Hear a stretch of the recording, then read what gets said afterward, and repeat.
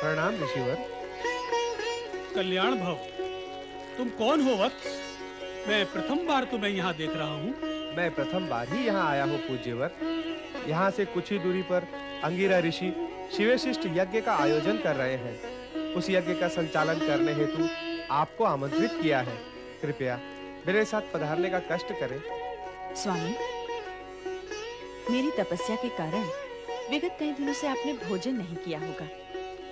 मैं तुरंत आपके भोजन का प्रबंध करती हूँ। आप भोजन करके ही पधारें। किंतु ऋषिवर, वे सब वहाँ आपकी प्रतीक्षा कर रहे हैं। माता, आप निश्चिंत रहिए। ऋषिवर के आहार की व्यवस्था वहीं हो जाएगी।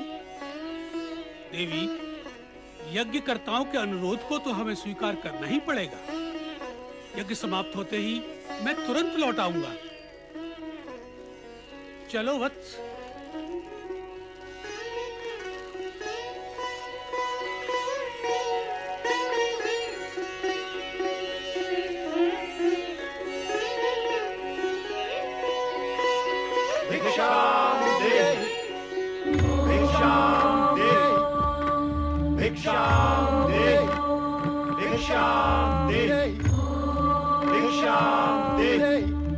साधु जनों को प्रणाम। कल्याण भव। साधु महाराज, मैं अभी बाहर से आई हूँ। आप कुछ समय के लिए प्रतीक्षा करें। मैं तुरंत आपके लिए फलाहार का प्रबंध करती हूँ। देवी, भिक्षा प्राप्त करने से पूर्व हम अपने नित्य नियम का पालन करेंगे। अपने नियमों के अनुसार हम उसी गृहिणी से भिक्षा ग्रहण करते हैं जो निसंकोच होकर हमें भिक्षा दे। अर्थात यही कि पर पुरुष जैसा व्यवहार न करके लाज, मर्यादा और संकोच को त्याग कर हमें भिक्षा दे। ये कैसे संभव है? विचित्र मांग है आप तीनों की। कोई भी पतिव्रता सन्नारी इस प्रकार की स्थिति के लिए कभी तैयार नहीं होगी। भला पर पुरुषों के सामने कोई भी स्त्री अपनी लाज और मर्यादा का त्याग कैसे कर सकती है? आप निसंकोच व्यवहार की अपेक्षा क्यों करते हैं मुझसे? लाज और मर्यादा तो नारी के आभूषण होते हैं, और आप आभूषणहीन रूप में मुझे क्यों देखना चाहते हैं? लगता है आपके मन में कोई खोट है। हमारे प्रति शंका और संदेह रखने वाले को हम अपने क्रोध की ज्वाला से तुरंत भस्म कर देते हैं। हम सच्चे तपस्वी हैं।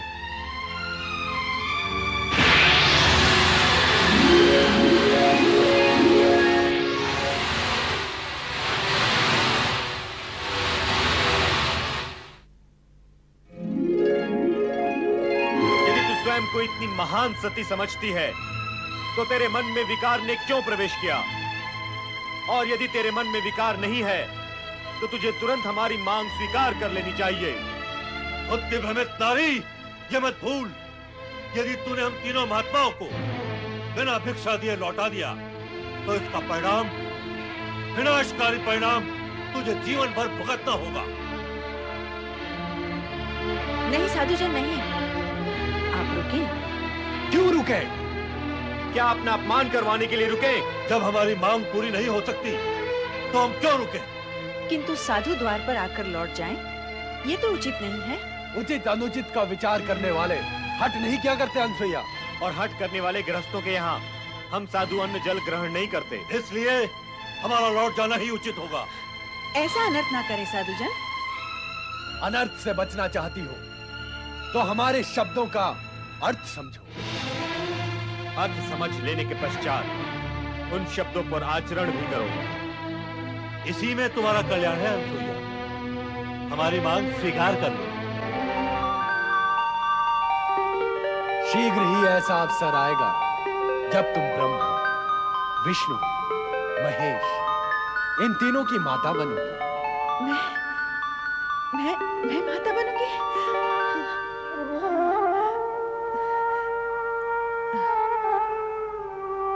तो क्या अब हम लौट जाएं? लौटना ही होगा। ऋषि के द्वार से कोई निराश लौटता तो नहीं, परंतु क्या करें, जैसी विधाता की इच्छा। मुझे आपकी मांग स्वीकार है। भली भांति विचार कर लिया तुमने? नारी सुलभ मर्यादा और लाज का प्रश्न मत उठा देना। अनसुईया, निसंकोच होकर व्यवहार करना। अवश्य, जैसा आप चाहते हैं मैं वैसा ही करूंगी। किंतु आश्रम के बाहर रहकर मैं आपकी ये मांग कैसे पूर्ण कर सकती हूँ? इससे आश्रम की पवित्रता भंग होगी। आप सब भीतर कुटिया में पधारें। आइए।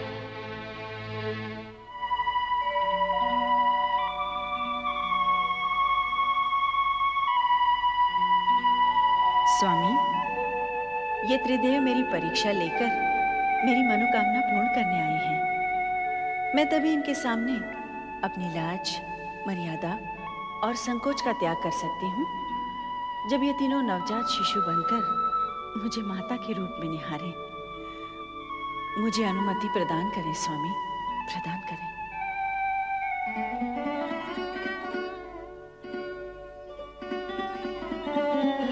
पधारें महात्मागण, अपना आसन ग्रहण करें। तत्पश्चात मैं आपके आदेश का पालन करके आपकी मांग पूर्ण करूंगी। मेरी लाज, मर्यादा और पतिव्रत धर्म की रक्षा हो।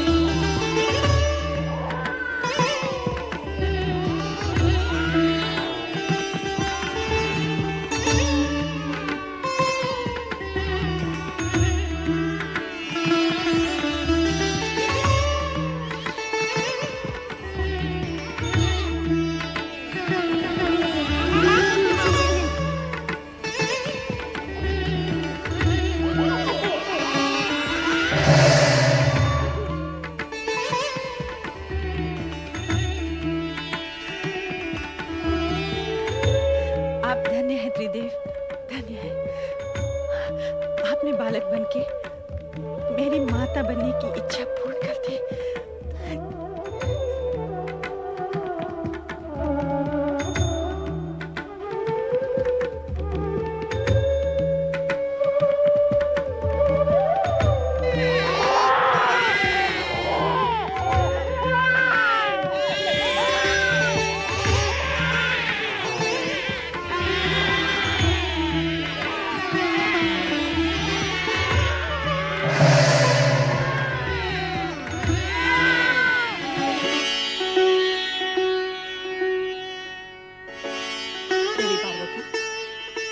चिंतित लग रही हैं। हाँ देवी लक्ष्मी, विषय तो अनुसुईया के सतीत्व की परीक्षा का था, किंतु अब वह चिंता तक आ पहुंचा है। चिंता का कारण क्या है देवी? अनुसुईया के सतीत्व की परीक्षा लेने त्रिदेव यहीं से गए हैं। अब तक तो उन्हें लौट आना चाहिए था, किंतु लौटे नहीं। यही चिंता का कारण है।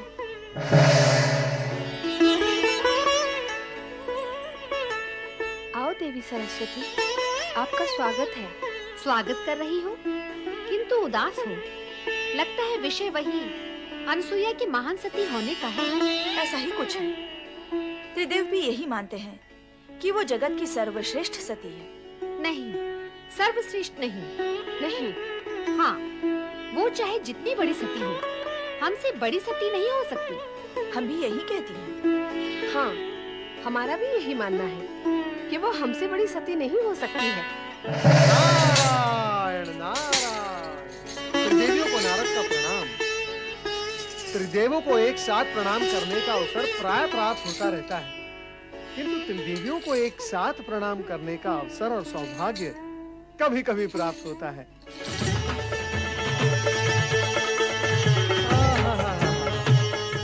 आज कैलाश पर त्रिदेवी सम्मेलन है। अवश्य ही कुछ विशेष प्रसंग होगा, किंतु त्रिदेवियों की शोभा तो त्रिदेव से है। कहाँ है त्रिदेव? नारायण नारायण। मैं तो विष्णु लोक, ब्रह्म लोक दोनों में भ्रमण करके आ रहा हूँ। दोनों लोग सूने पड़े हैं और यहाँ पर भगवान भोलेनाथ भी नहीं है। आप तीनों को तो अवश्य ज्ञात होगा ही कि त्रिदेव कहाँ है। नारद, तुम वाक्पटु तो हो ही, अभिनयपटु भी हो। तुम तो ऐसे अज्ञानी बन रहे हो जैसे तुम्हें कुछ ज्ञान ही न हो। कैसा ज्ञान माता? क्या तुम नहीं जानते कि त्रिदेव अनुसुईया के सतीत्व का अभिमान चूर-चूर करने गए हैं? कैसे जानूंगा? कैसे माता? जबकि मैं ये जानता हूँ कि सती अनुसुईया को अभिमान छू भी नहीं सकता, तो फिर उसके चूर-चूर होने का प्रश्न भी नहीं उठता। किंतु नारद, तुम ये तो जानते हो कि त्रिदेव अनुसुईया को महान सती मानते हैं। हाँ, सो तो जानता भी हूँ और मानता भी हूँ माता। क्या तुम भी यही मानते हो? विवशता है माता, विवशता। त्रिदेव जिसे मानते हैं उसे यदि मैं अमान्य कर दूं तो स्वयं मैं अमान्य हो जाऊंगा। तो सत्य ये है कि त्रिदेव की मानता के कारण ही तुम भी यही मानते हो कि अनुसुईया जगत की महान सती है। हाँ माता। किंतु इसका प्रमाण क्या है? प्रमाण असत्य से उत्पन्न शंका का होता है माता। जो प्रत्यक्ष है उसका क्या प्रमाण? सत्य असत्य का ज्ञान बिना परीक्षा लिए कैसे होगा नारद? माता, यही जानने तो मैं अत्रि आश्रम गया था। क्या नारद, तुम अत्रि आश्रम गए थे? हाँ माता, मैं वहीं से आ रहा हूँ। तो क्या वहाँ त्रिदेव नहीं थे? अब क्या बताऊँ मैं माता? जो सत्य है वही कहो नारद। बताओ नारद, त्रिदेव वहाँ थे अथवा नहीं? थे भी और नहीं भी। नारद, अपनी लीला का प्रदर्शन दानवों अथवा मानवों पर किया करो। स्पष्ट कहो, त्रिदेव वहाँ थे या नहीं? कहो नारद, अनुसुईया के आश्रम में तुम्हें त्रिदेव के दर्शन हुए अथवा नहीं? माता, मैंने वहाँ अनुसुईया के 3 छोटे-छोटे शिशुओं के दर्शन किए, किंतु त्रिदेव के तो तीनों लोक में कहीं दर्शन नहीं हुए।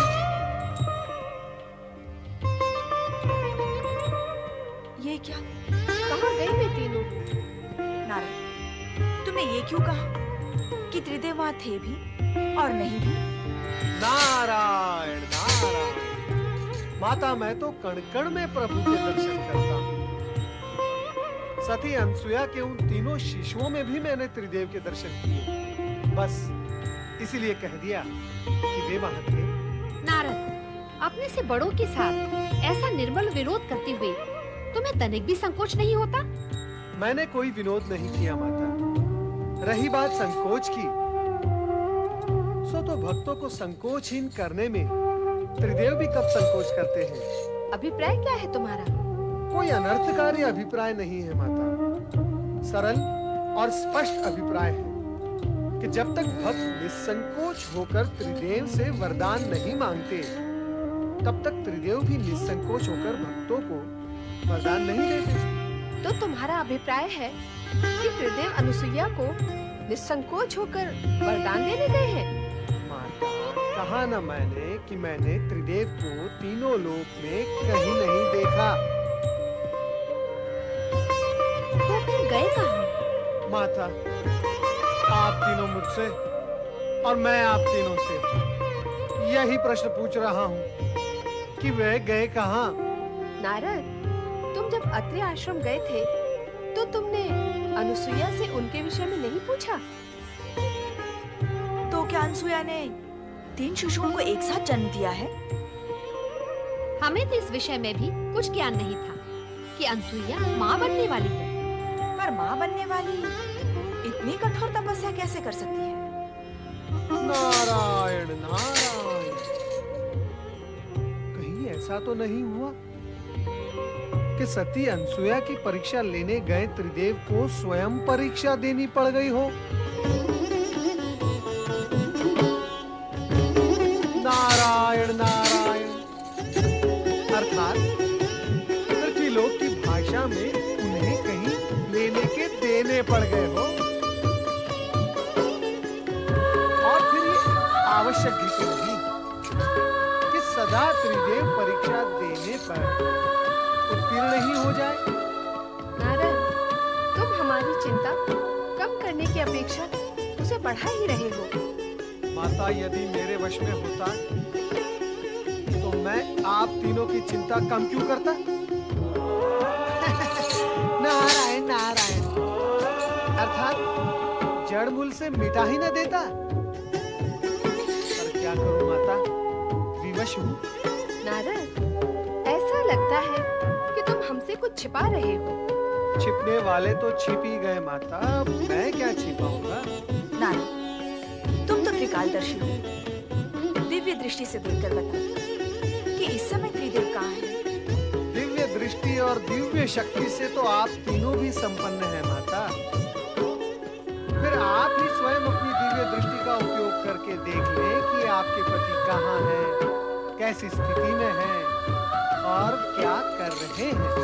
अब तो हमें यही करना होगा। हम व्यर्थ ही उद्विग्न हो रहे हैं। चलो देखते हैं।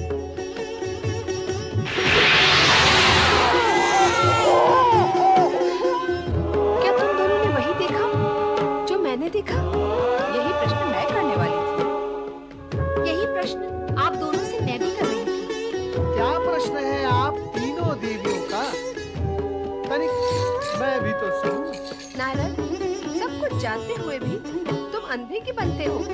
क्या तुम नहीं जानते कि अत्रि ऋषि के आश्रम में अनुसुईया के पालने में त्रिदेव शिशु बनकर पै पै कर रहे हैं? पै पै नहीं, ए कर रहे हैं। पै पै भी नहीं और ए भी नहीं, उआ उआ करके रो रहे हैं। नारायण नारायण, सभी ने अपने अपने पतियों को शिशु रूप में रोता देख सुन लिया। अच्छा हुआ आप तीनों ने उन तीनों को देख लिया, आपकी चिंता दूर हो गई ना। अब आप मुझे आज्ञा दें, मैं चला। रुक जाओ नारद, हमारी चिंता अभी दूर नहीं हुई है, बढ़ गई है। अभी तो केवल इतना ही ज्ञात हुआ है कि वे अनसुया के पालने में हैं। अब और क्या ज्ञात करना शेष है माता? नारद, कभी-कभी तुम्हारे प्रश्न बाण की नोक से भी अधिक नोकीले होते हैं। उन तीनों को वहाँ से कैसे मुक्त करें, यह ज्ञात करना तो शेष ही है। नारद, तुम्हें हमारे साथ तुरंत अत्रि आश्रम चलना होगा। मैं नहीं नहीं नहीं नहीं, मैं क्या करूंगा वहां आकर? शिशुओं और माताओं के बीच नारद का क्या काम है? ये गुत्थी तो आप तीनों की उलझाई हुई है। अब इस गुत्थी को आप तीनों ही सुलझाएं। मुझे आज्ञा दें। नारायण नारायण।